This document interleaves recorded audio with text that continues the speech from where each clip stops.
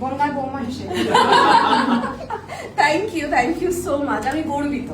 আমি চাই মেয়েরা, সর্বোপরি মানুষেরা নিজের একটা পরিচয় তৈরি করুক এবং নিজের একটা কিছু বিজনেস হোক এবং সেটার একটা লাভবান একটা বিজনেস হোক। কারণ যে কোনো বিজনেস করতে গেলে কিন্তু একটা তার থেকে লাভ পেতে গেলে 2 থেকে 3 বছর সময় লাগে।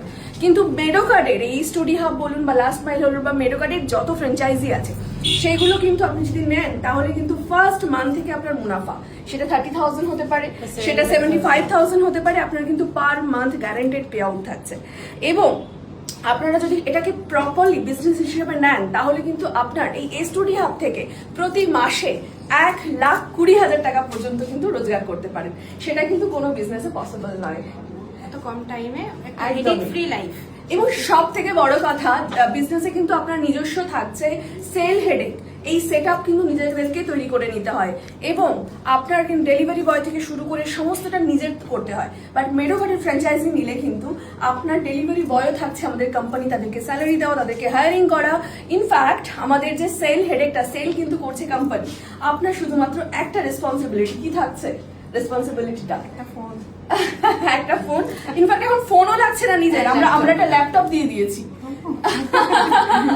একদমই তাই। কারণ এটা ইনস্ট্যান্ট, মানুষ চাইছে যে এই পিওর ন্যাচারাল প্রোডাক্টটা খুব তাড়াতাড়ি যাতে তাদের বাড়িতে পৌঁছে যায়, সেই কারণে কিন্তু আমাদের স্টুডিও ফ্র্যাঞ্চাইজিটা আনা।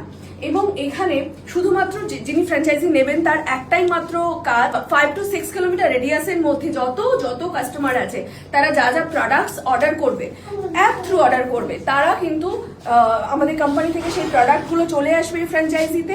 এবং সেই প্রোডাক্টগুলো শুধু বুঝে নেওয়াটাই হচ্ছে ফ্র্যাঞ্চাইজি ওনারের কাজ।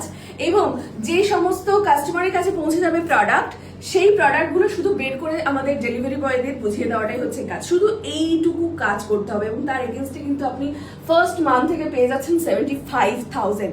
সো আর ওয়েট কেন? আমি চাই, মানে আমি নিজে যেহেতু এখন বনগাঁর বৌমা, তো আমিও চাই বনগাঁকে অনেকটা আগে নিয়ে যেতে। এবং শুধু তাই নয়, শুধু বিজনেস করবে এমনটা নয়, এখানে যারা মানে বাস করছে, যে বাসিন্দারা, আমি চাই তারা পিওর এবং ন্যাচারাল প্রোডাক্টটা খাক।